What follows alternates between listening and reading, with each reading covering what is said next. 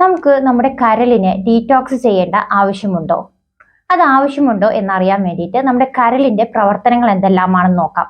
പ്രധാനമായും കരൾ ചെയ്യുന്നത് നമ്മുടെ കൊഴുപ്പിനെ ദഹിപ്പിക്കുക, ഹോർമോൺസ് സന്തുലിതാവസ്ഥയിൽ നിലനിർത്തുക, അതുപോലെ തന്നെ ശരീരത്തിലെ വിഷാംശങ്ങളെ പുറന്തള്ളുക എന്നുള്ളതാണ്. ഇത് ശരിക്കും നമ്മുടെ ശരീരത്തിൽ നടക്കുന്നുണ്ടോ എന്ന് നോക്കിയാലോ.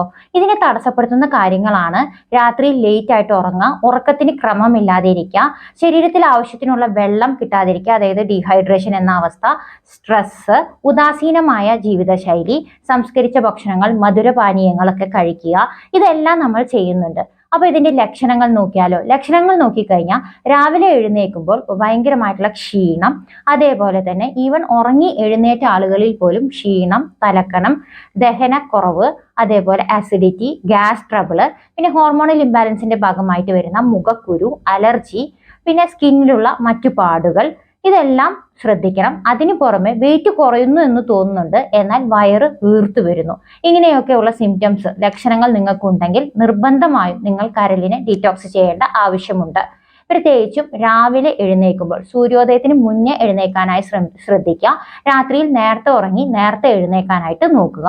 ആ സമയത്ത് ചെറു ചൂടുവെള്ളത്തിൽ ചെറുനാരങ്ങ പിഴിഞ്ഞൊഴിച്ചിട്ടോ അല്ലെങ്കിൽ കുറച്ച് മഞ്ഞൾപ്പൊടി ഇട്ടിട്ടോ ഒരു ഡ്രിങ്ക് ആയിട്ട് നമ്മൾ രാവിലെ തന്നെ കുടിക്കുക.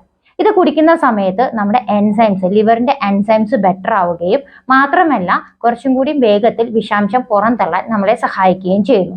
അതിനു പുറമെ നമുക്ക് രാത്രിയിൽ ഒരു 5-10 ഉണക്കമുന്തിരി വെള്ളത്തിലിട്ടിട്ട് അത് രാവിലെ കുതിർത്ത് കഴിക്കാൻ ശ്രമിക്കുക. ഇത് രക്തത്തിലെ പഞ്ചസാരയുടെ അളവ് കൺട്രോൾ ചെയ്യുന്നുണ്ട്. അതിനു പുറമെ ദഹനം എളുപ്പമാക്കുകയും ചെയ്യുന്നു. ഒരു 5-10 മിനിറ്റ് ബ്രീത്തിങ് എക്സസൈസസ് ചെയ്യുക. ഇത് നമ്മുടെ സ്ട്രെസ് ഹോർമോൺസിനെ കൺട്രോൾ ചെയ്യുന്നു. അതിനു പുറമെ ഒരു 30 മിനിറ്റ് എക്സർസൈസ്, ഇത് രക്തയോട്ടം കൂട്ടുകയും ദഹനം എളുപ്പമാക്കുകയും ഒരു എനർജി പ്രദാനം ചെയ്യുകയും ചെയ്യുന്നു.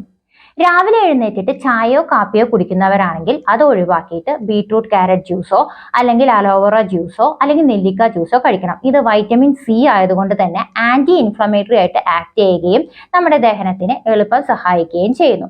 ഒരു കാര്യം ഓർക്കുക, നമ്മുടെ ലിവറിനെ ബുദ്ധിമുട്ടിക്കുന്നത് നമ്മൾ തന്നെയാണ്. നമ്മുടെ ശീലങ്ങളെ മാറ്റി നമ്മുടെ ലിവറിനെ സംരക്ഷിക്കാം. താങ്ക്